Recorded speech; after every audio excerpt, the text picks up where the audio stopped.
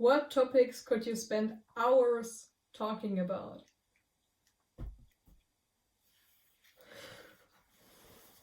Literally, not anything, but spirituality, minimalism, zero waste, vegetarianism, veganism.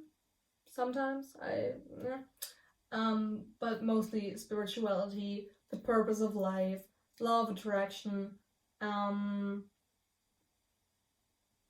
different views on life, what dreams are, what deja vus are, how to improve your life, like self-improvement, psychedelics like mushrooms and DMT, and the advantages they bring in one's life, mushrooms, truffles, DMT, ayahuasca, trip reports about those things. And these also that's just the YouTube videos I'm watching, like reaction videos I'm watching about some guy that is really interesting and very, I love to listen to him, and his name is Tuttle, and his channel is called T's Time Machine, like TS Time Machine, but he's German, so I don't know if you will get what he's saying, but he's really interesting. He has very interesting views on life, and basically, as you can see, as I'm making 10-minute long video replies on some questions, I can literally talk about anything that I'm interested in, just a little bit. And I try to adapt myself to the person that I'm talking to, like what the person wants to talk about, and if they're I also like to talk about myself, of course, like my opinion, like my point of view, but what concerning the topic in general, I try to adapt to what the person wants to talk about, and so I don't force my perspective or my interest onto another person, when like everything I could do is talk about psychedelics and their advantages and spirituality and how you're self-sabotaging yourself most of the time and how you could solve those problems. But this knowledge, not everybody wants to hear about it. It's the same thing with veganism. Like, when, like, I'm not vegan, but I'm vegetarian, and if people come to me and tell me, hey, why don't you eat meat or fish? And then I can tell them, but I'm not like going onto a party and be like, yeah, I can't eat that, I don't want to eat that because I'm vegetarian. And then go off of it how good it is to be vegetarian. Like, I don't want to do it. Like, yeah, there are these people out there who are very actively trying to bring people into veganism, but the way they're trying to do it is it's just not working, because the people they're talking to, like meat lovers, for example, they love their meat for a reason. Like, okay, it might be because they're very ignorant and just thinking about their own desires, which might be meat every day or whatever, and but that person isn't ready for that conversation. And that's how those vegan memes and vegan jokes, like, yeah, how do you know someone's vegan? Just wait, they will tell you. Like, that's how these jokes come along, because yeah, you can be very you can be very, I don't know what's the word, like, you can totally believe in what you're doing and be like, I want to share this with the world, like, I know what you're talking about, like, I would like to share my spiritual beliefs and how everybody's self-sabotaging themselves eventually. I would like to share that with the world, and I'm doing this in this area. And but I'm not focusing myself onto people and be like, yeah, you see that right there? Right there what you're doing? That's self-sabotaging behavior. When the person just didn't ask for it. Like when the person is commenting, like for example here on Ask FM, a person is, someone's saying, yeah, you're so beautiful or whatever, and then the person replies, yeah, I'm okay, and yeah, I'm not that beautiful, but thank you anyway, and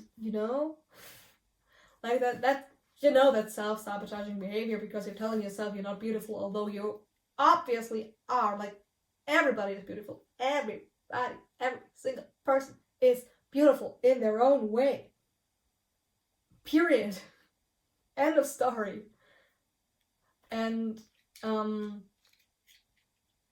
yeah, like the person you're saying to this, like, you're not ready for it, and that's why I keep quiet and be like, yeah, you tell me what we would talk about, because I could go off of that topic like always and share my knowledge, although I would repeat myself over and over again, but I don't care. Because most of the time I share it with new people, and I always find a new way of how to express what I wanted to say in a better way. So practice makes what it's called. Like, I'm getting better and better at explaining my point of view of things, but if the person is not ready for it, and I realize it, and I see how self-sabotaging they are, and I realize, yeah, but I can't do anything about it, because they have to come, because when they're coming to me and be like, hey, you're so happy, like, why are you happy right now? Like what happened? 1 year ago you weren't this happy, like what changed? Then they're on the frequency of learning something new. But when you're coming to them and be like, hey, you know what's that right there? That's self-sabotaging behavior. You're self-sabotaging yourself. Don't. No wonder you're so sad right now, and no wonder you're so depressed. Or like, whatever. Like, the student needs to come to the teacher and not the other way around. Because the student might not be ready. Like, it's with everything. Like, when you're ready, you will receive the lesson and the what's there to learn. And when you just get the lesson without being on that frequency of learning, you're just like, yeah, now what? What do I do with it? Like with vegans, for example, like vegans tell me, yeah, you're hurting the environment, and you're eating animals, you're eating fellow beings, or whatever. I'm often saying, or whatever. Whatever. And but the meat eater is just like, yeah, because bacon. But bacon. And yeah, I know these comments are very challenging, but I know it's very it triggers some people when meat eaters, for example, are like, yeah, but bacon. It's just, ignore it. Don't waste your time on that. Invest your time in people who are already on the frequency of learning what you would like to put out there. And the best thing, for example, is making a YouTube channel like I'm doing passively, and eventually getting people on here that are interested in what I'm teaching. Like, they're interested in my point of view, and then they're on the frequency of that vibration. Well, something like that. And I think you're getting what I want to say. But when you're getting out there and actively trying to, say people what to do and what they're doing is wrong, you're not any better, actually, because then you're attacking them in their life, in their lifestyle, and they wouldn't react in a good way when you told them, like, yeah, what you're doing is wrong. They will feel offended and then be like, yeah, those crazy vegans, for example. You know what I mean? And yeah. What was the question again? I don't remember. Like what topics I can talk about, right? Yeah. As a conclusion, I try to talk about what other people are interested in talking about, because I could go off about literally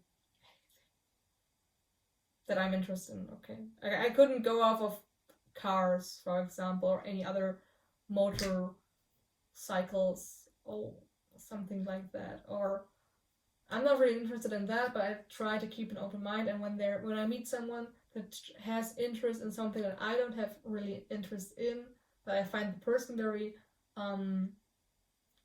attractive character-wise, like very sympathetic. Sympathetic. I find the person nice. So I find the person nice, and then I'm like, yeah, tell me more about it. Like, what is it that fascinates you about that topic? And then we can start a conversation about it, and maybe I'll learn something new and be like, yeah, I haven't thought about that. Right. Exchange of knowledge. Because exchange of knowledge brings your perspective to another level, and